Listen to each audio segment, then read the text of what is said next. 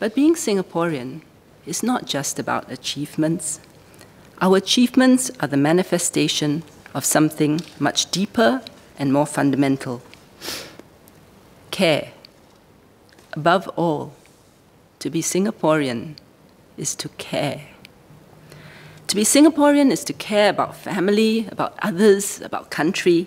In this debate, much has been said about social mobility, inequality, and the lack of social mixing. These are real concerns. However, in the context of identity, the real point to note is not that this is becoming a problem. We know that it's a problem. The real point to note is that we care that it is becoming a problem, and we are determined to do something about it. That is the essence of being Singaporean. We care enough to want to do something. If we see something wrong, our first instinct is to help, to fix it, to improve the situation. Take education. We care about our people. We care about our children and their future. We want every child to fulfill his or her fullest potential, to give every child the opportunity to succeed, irrespective of starting point. And that is the reason why we put so much emphasis on education. Our 15-year-olds are #1 in the world for mathematics, science, and reading in PISA 2015, an international benchmarking test dubbed the World Cup for education. Our students are also the world's #1 for problem solving through teamwork. That's PISA's 2015 study on collaborative problem solving. Likewise, our primary 4 and secondary 2 students are the world's #1 in mathematics and science. And this includes progress made by the academically weaker students. That's from TIMSS. Our primary 4 students are #2 in the world for reading. Again, I cite this data not for the sake of trumpet blowing, but to ask people to look at the story that this data tells you. The data tells the story of how, over the years, our educators have built an exceptional education system where our students outperform their peers internationally. This was, and continues to be, driven not by a desire to top the rankings, but by the desire to ensure that our children succeed and to give them the best chance to navigate the future and to help them be the best that they can be. In this regard, I was struck by what former Director General of Education, Ms. Ho Ping, said in her speech at the appreciation dinner upon her retirement. She said, "We never went out to be a world-class education system, but through good thinking, planning, and sheer hard work, we woke up one day to the realization that we were regarded as world-class.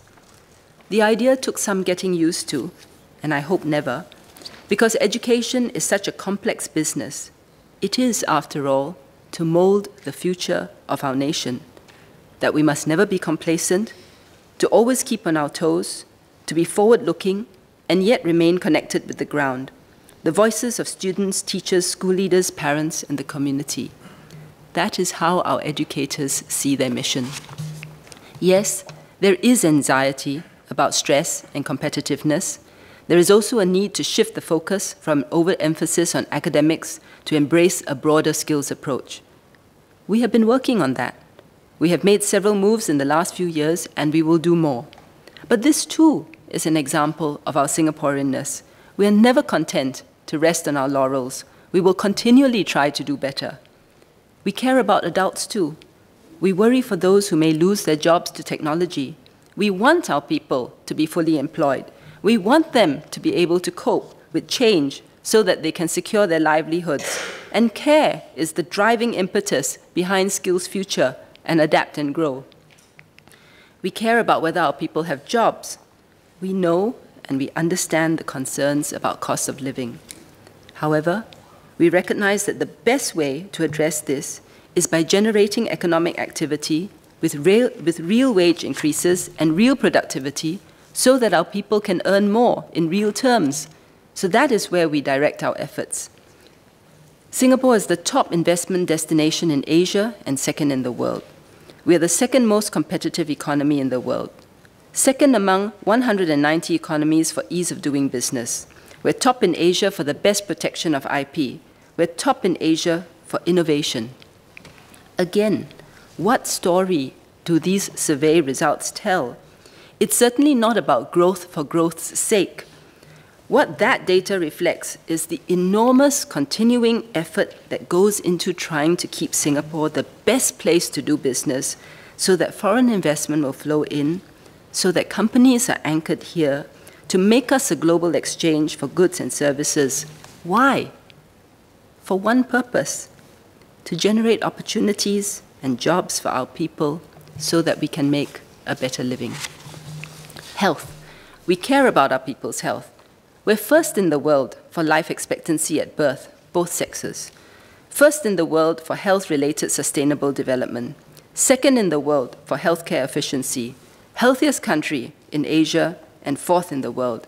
I'm not sure how many other countries' prime ministers tell you to eat brown rice. Again, this data speaks of our concern that our people should lead long and healthy lives. It is testament to the work that goes in to ensure that we are healthy and that if for any reason we fall ill, Singaporeans can get the best possible health care. Housing. We care that our people have good homes, to have a place where they can bring up their families. We have 90.7% home ownership, of which 80% is public housing. The home ownership rate among resident households for HDB flats is 92.1%. In the last decade, we expanded our social networks, increased social programs, and increased social expenditure. That includes PGP, CHAS, Silver Support, Comcare, MediShield Life, to name just a few. Again, because we care. Singaporeans are a caring people. We have big hearts. This can be seen in many ways. For example, our response to the tsunami in 2004 and the Nepal earthquake in 2015. Our volunteerism rate has grown over the years from 1 in 10 individuals, 9% volunteering in 2000, to 1 in 3, or 35% volunteering in 2016.